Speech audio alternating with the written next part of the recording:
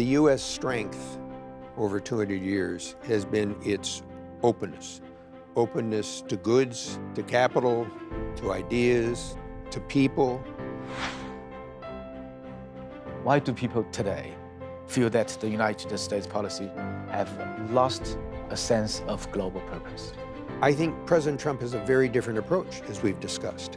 I think one of China's challenges, where will demand come from? We're in an era where the ground is shifting. You'll see some decoupling of the Chinese and U.S. system. It's an imperfect world, but if you can make some progress in solving problems, it's a better day.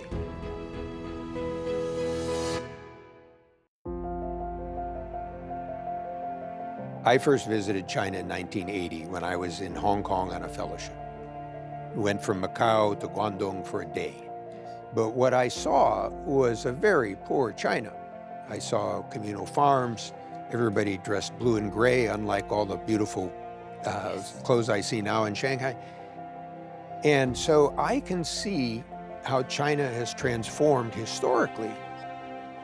I hope that the leaders of both countries can work out arrangements, but not only for themselves, but for the global system.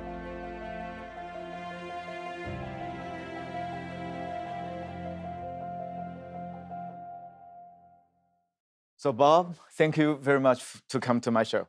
I'm pleased to be with you.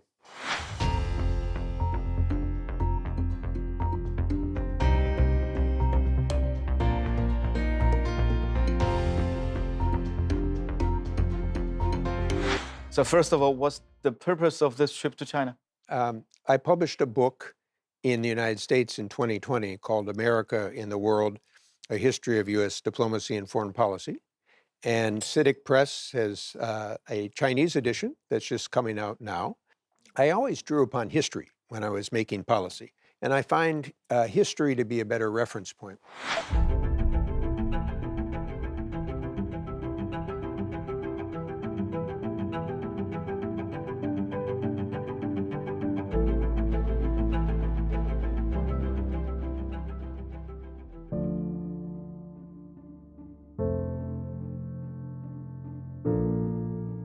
You summarized the 5 traditions in the U.S. foreign policy.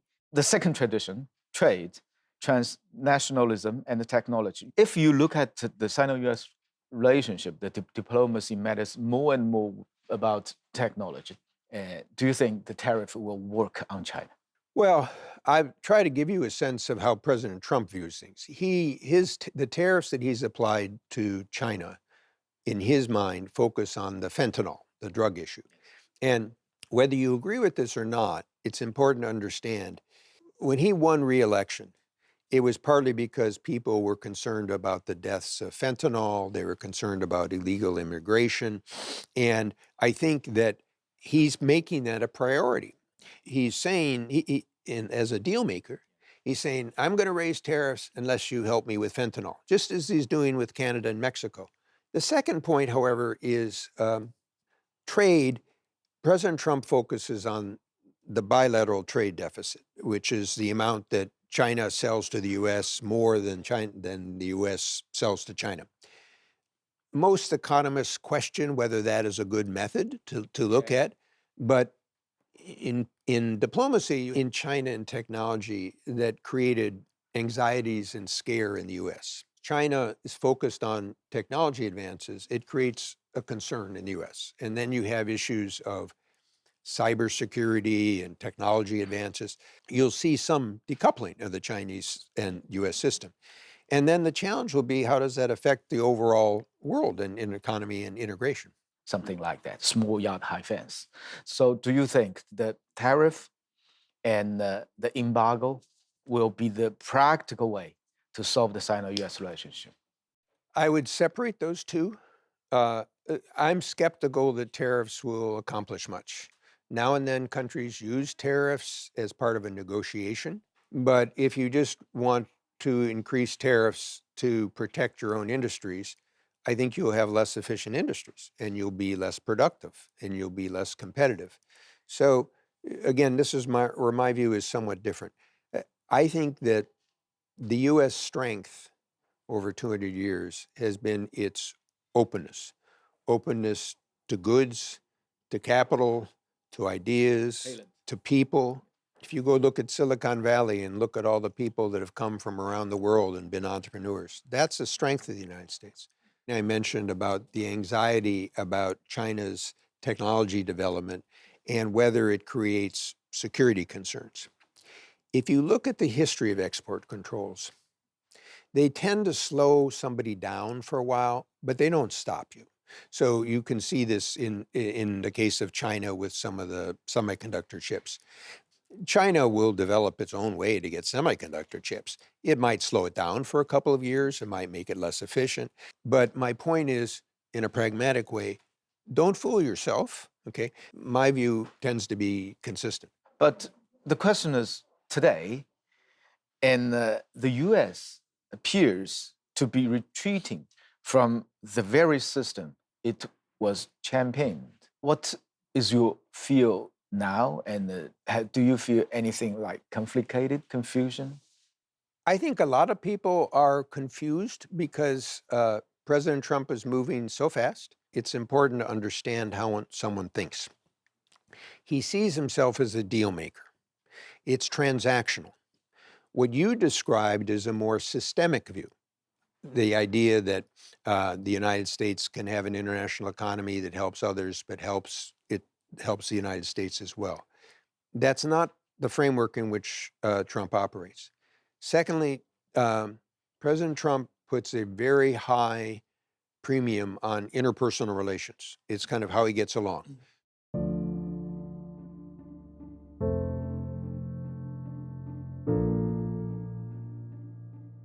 The first tradition, North America, your home continent. Ronald Reagan, the first president you served, said in 1979, the quote, word by word, said, "It's time to stop thinking our nearest neighbors as foreigners, as we are better off if we have Mexico and Canada as stronger partners." The question for you is it quite ironic to see these words today?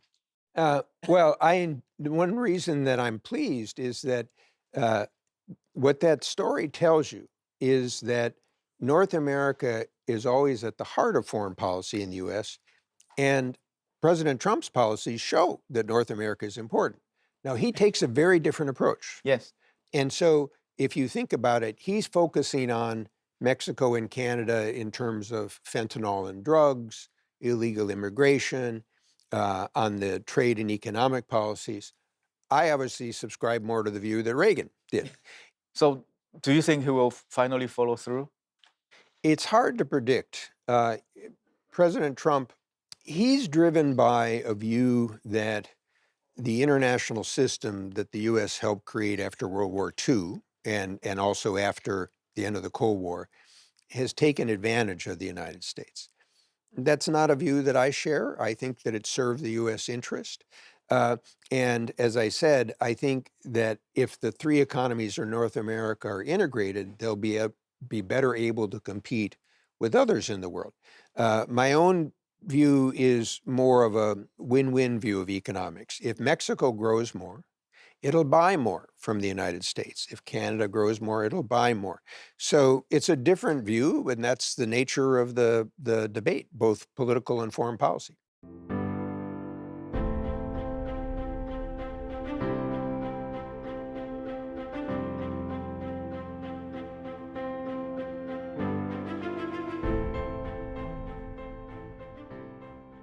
Do you think that market, the S&P 500, will be the final check to his agenda?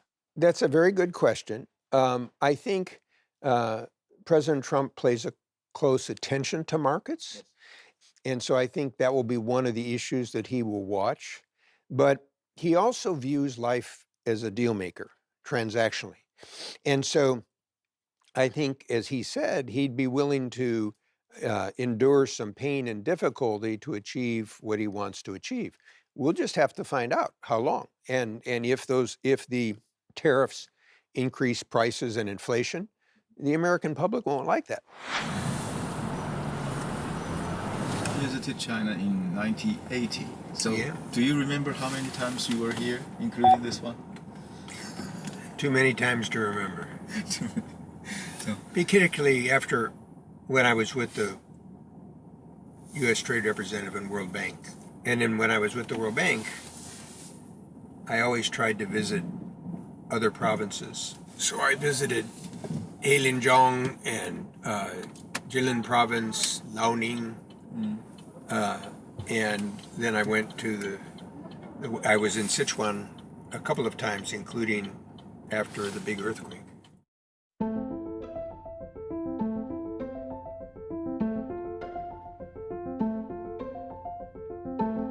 在没有任何反对意见的情况下，卡麦勒一锤定音。接着，中国代表团全体成员起立鼓掌。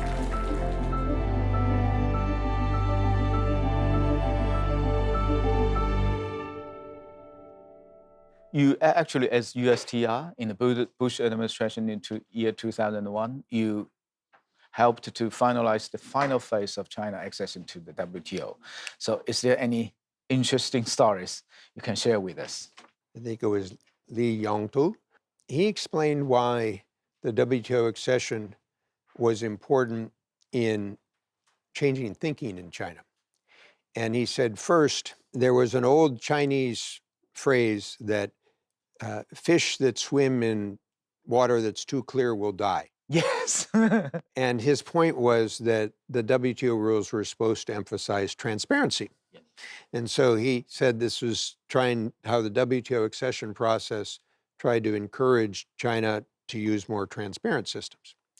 The second one he used was, he said, in Chinese history, people said the wind blew from the east or the west or the north or the south. And so the notion of win-win, as opposed to zero sum, was a new notion. And then the third was an interesting one dealing with the private sector, which is one principle in the WTO is national treatment. So a country can treat companies any way it wants as long as it treats foreigners and its own companies the same. And he said many Chinese private companies like this idea because if foreign companies were supposed to be treated the same as state-owned enterprises, then the Chinese private companies could say, oh, we should have the same treatment as well. So I've always remembered those sort of three observations.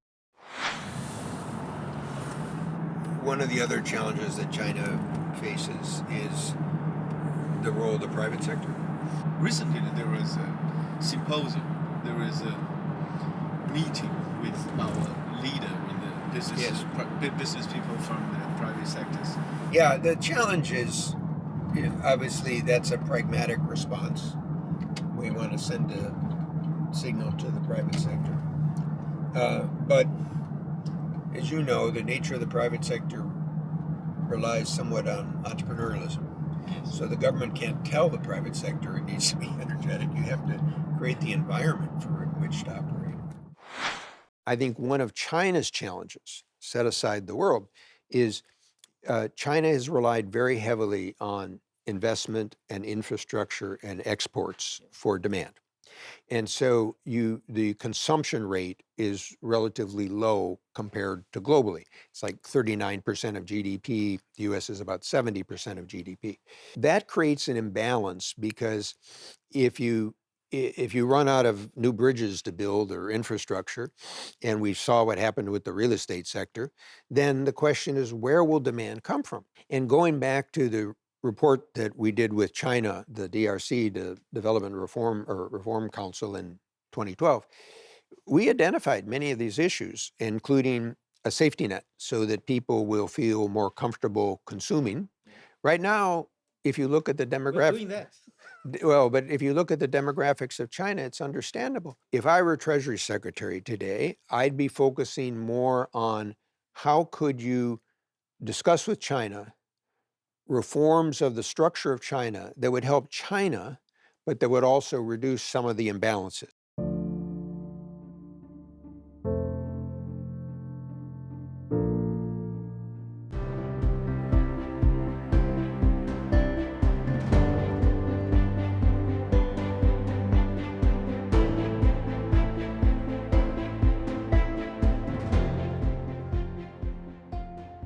So there's sometimes a gap in understanding. What I was trying to do by urging China to be a responsible stakeholder was to say the international system the U.S. helped create had benefited China. China had great progress. So it would be wise for China to figure out how it could support, but also adapt that system, because it always has to change. And I was also trying to communicate to a U.S. audience about sort of the next stage of policy. And if you look back in time, there were a number of contributions. So, for example, during the global financial crisis, China had a very big stimulus program, just like the U.S. had. Do you think, is it still possible for our two great nations to play a win-win game? I certainly hope so, because with the two most powerful nations, if they're in conflict, it's not going to be good for them or the world. I think in the current environment, a lot will depend on the type of arrangements that the two presidents talk about. Second, avoid miscalculation. And then try to see if you can find some common ground to build on. And then they'll come to the idea of how can they both benefit economically. And then to take the next step would be, are there other areas they can cooperate in, whether it's dealing with climate? In reality, you have to build on a foundation. And that foundation requires some sense of trust and some sense of understanding your counterpart's perspective. Yes. And fortunately, that's not your job or my job. You visited a lot of places in China. Do you feel any differences between your personal experience and the stories you read on the Western media about China? China is a vast country like the United States. So I think it's very hard to generalize. The people of China were very hardworking and they wanted a better life. And that always impressed me. And I think the fact that the reforms helped remove hundreds of millions of people from poverty is an amazing story.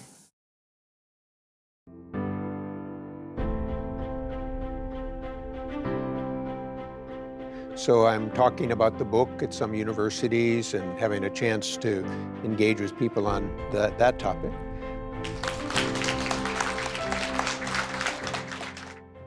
The thing is, there is an increasingly hostile attitude to China in the United States.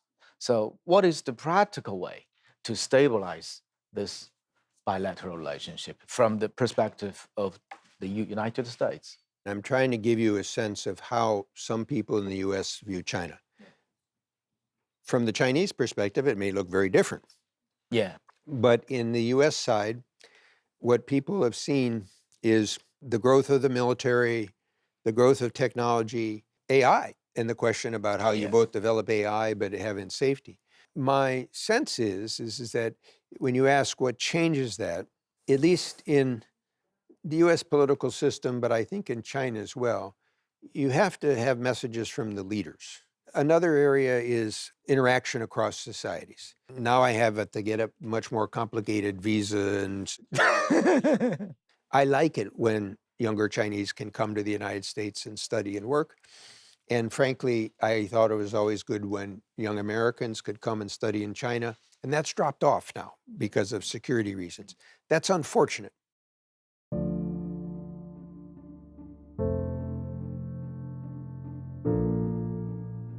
Back to your book, the third tradition, alliances and order. You know, the alliances is a very important vehicle for the United States to operate, to engage with the world for over 70 years, and especially in Europe. So how will it operate today, especially after the dramatic initiative by Donald Trump by President Trump to end the war? President Trump's view is that whatever that system did for 70 or 80 years, it's taken advantage of America. So he looks and says, why is the U.S. spending so much for Europe's defense when Europe doesn't spend more? Okay, we're in an era where the ground is shifting. The other one, which we've talked about, is if it becomes more a system of great powers. I don't like the Cold War analogy. I think the analogy would be more like 1900. Okay, but now the great powers are the US, China, India, Russia militarily, and maybe Europe. We'll have to see with Europe and maybe Japan. But that's a different world. So what I'm suggesting is it's impossible to predict the future. Be careful of the changes, and at least from my career, but I recognize I have a bias, the systemic aspects and institutions in security and economic terms, by and large, made a better world for all of us. So be careful about if you end them, okay? So take another example from the economic side. So I was president of the World Bank. I worked closely with the IMF. These are modest institutions, but they provide a neutral ground for people to try to solve problems together. My point is, at the end of the day, a lot of the work becomes, it's an imperfect world, but if you can make some progress in solving problems, it's a better day. Final tradition about American purpose. Why do people today feel that the United States policy have lost a sense of global purpose? I think President Trump has a very different approach, as we've discussed. His language is America first, yes, or make America great again, okay? He represents a view that says is more American national interest in a narrower definition. Even if the pendulum swings back, I think that Trump's disruptions will mean that it can never go back exactly to the way it was before. If you're Canada and Mexico today, are you going to trust the United States to the same degree? Probably not. Okay? And this is another historical point. You see, when I was first... The damage is done. Well, there's some damage. Chinese viewers would not necessarily be aware of this. The U.S. fought a war with Mexico in 1846, 1847. The United States took about a third or a half of Mexico's territory. So those states, Texas, Arizona, New Mexico, California, those were all part of Mexico. Okay? Not surprisingly, for about 100 years, Mexicans were very distrustful of the United States. There was a famous phrase that said, "Poor Mexico, so close to the United States, so far from God." Now, the whole point about North American Free Trade Agreement was more than trade. You also mentioned that we're moving from a rule-based international system to a power-based international system. How to survive? Well, as we've discussed, I think it looks more like 1900. It will require a negotiation among the powers to try to avoid conflict and achieve stability. It creates some opportunities for some of the middle countries because they'll try to maneuver among the different powers. But they have to be careful because if you don't have a rules-based system, the actions depend a lot more on the case-by-case evaluation of whether somebody is hurting you or helping you. So it all underscores the point we've been discussing, which is we're transitioning into a different system. It will pick up elements of the past. That's why it's good to study history. It's good to understand it. But it will chart its own course.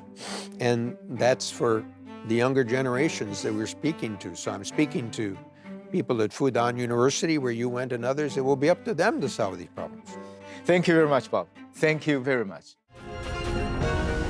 你不必成为一个经济学家，但需要像一个经济学家一样来思考。其实帮企业就是帮国家。工业革命以来最大的一次迁移。恐惧比利剑更伤人，信心比黄金更宝贵。悲观者赢得当下，乐观者赢得未来。把记录中国经济这件事情共同把它做好。